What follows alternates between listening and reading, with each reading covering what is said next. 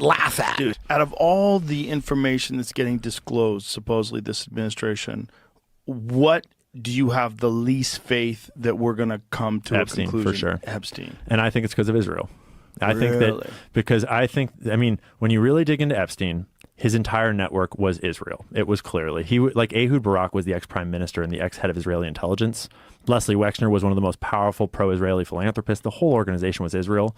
And I'm not saying it was all of Israel. It was all an intelligence gathering and it was targeting Americans. It was targeting American officials and the American president. Right. And the CIA does have interest in those targets too. Elements in the CIA does. Certainly they had help from the CIA, and certainly they had help from these other organized crime and intelligence operations. But you don't, so for example, Dan Bongino, the new, deputy director of the FBI, he recently had this clip that went all around where he said on camera that he had a source that he trusted deeply. And he's an informed guy. He was at a Fox News interview, and the source told him that Epstein was working for an intelligence agency in the Middle East. And I don't know which one, but someone in the Middle East. And to be fair, we all already knew this. We already know who he worked for. At least I think so. But I'm looking at, okay, Dan, so if this giant group of Jewish billionaires is running a sex trafficking operation targeting American politicians and business people and stuff, you think they're working with an Arab or Muslim nation in the Middle East? Like, you think that Leslie Wexner is devoting his entire life to philanthropies on behalf of Israel, but then he's going to work for Saudi Arabia when he's doing this trafficking ring? Right. But if someone says to him that they're all working for a country in the Middle East, knowing he knows what that means, but not specifying, doesn't he kind of have to repeat it that same way? Well, he also has to repeat it the same way because he won't get the job if he says Israel. Exactly. Because Israel has so much control over our government right now. And I'm not saying that all Jews are in on something. Clearly, internet. Thank you. Internet. And Joe is definitely not saying that. Definitely not. But the Israel's government is every bit as vulnerable to the deep state effect as the American government. But I would argue that Israel's government is way more vulnerable to it because of the people that founded Israel and the way it was founded. It was founded in a modern time, much more recently, it was a revolutionary founding. And I can totally sympathize with the Jewish desire to have that state. Like, I get it. But because of the way that happened, the people that founded Israel were a bunch of organized crime figures in America, the Jewish mob, that were helping with money and with arms trafficking to get the guns there because they had to have guns. And it was the Rothschild banking family sending a whole bunch of money and getting the declaration in the first place. And then the people that were there, the three different organizations, the Irgun, the Lehi group, and the Haganah, those were the three paramilitary groups that fought to found Israel, and they're like the heroes of Israel, which I understand the narrative that they're heroes, but when Israel was officially founded, they officially designated Irgun and Lehi as terrorist organizations because they had been bombing civilians. They'd been bombing British civilians. The first official act of terror before they changed the definition was the bombing of the King David Hotel, where these terrorists, these Lehi and Irgun terrorists, a bunch of different groups, the guy who planned that bombing later became the prime minister of Israel. They were bombing civilians.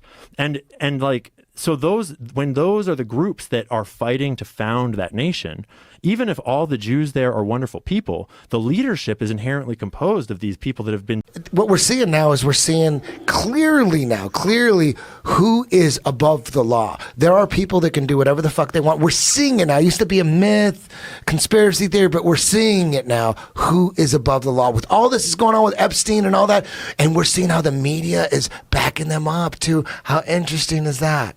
If that's all just a distraction to get people arguing, make it so obvious that it wasn't a suicide. It's so obvious. Let's release it, make it so obvious. Meanwhile, he's still alive, and everyone's trying to figure out how he died, and all they care about is that he's dead. There's virtually a media blackout on it for the longest time, but they gotta talk about something because the longer the mainstream media doesn't talk about it, the more obvious it looks, and it's waking everybody up.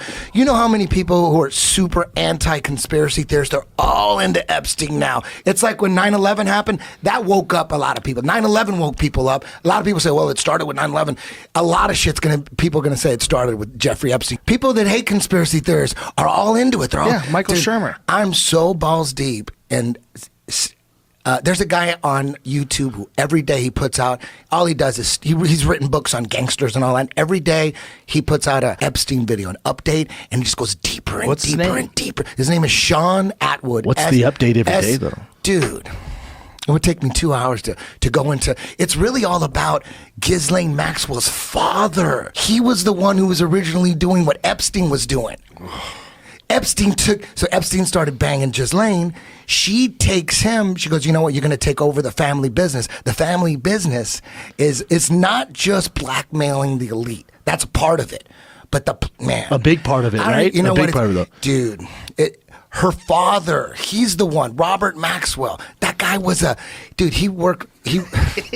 I think they're just I don't mean distracting crazy. everybody. It wasn't a suicide. The amount of deception that's shoved down our throats. It's obvious now. It's all out in the open. So any plausible theory, you can't. For all time. Like, they know that they've lost control of the media. They know they've lost control of the narrative, and they know that they've lost control of the youth in America. And that at some point, those 70-year-olds watching cable news are going to age out and die, and the people in charge are going to be this generation that has a totally different view of Israel than previous generations.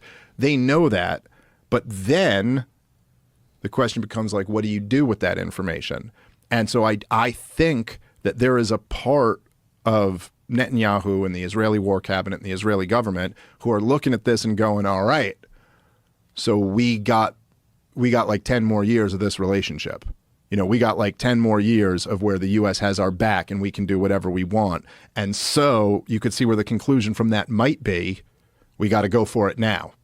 Like, if you really do have this greater Israel project, well, right now, under the Trump administration, this is your moment. He has already vowed he's going to do whatever to support Israel. He is totally on your side. You have this administration. There's every last member of this administration supports Israel. So now's the time.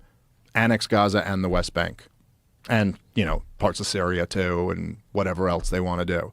So I think they might be going for it, and then I don't know. We'll see. When they started bombing Iran, that's what I thought. I was like, oh boy. Well, they tried to suck Trump into a regime change war there, and it didn't work. But the whole thing, the whole 12-day war. First of all, this thing is not over. We're kind of at like the fundamentals of the conflict are all still there.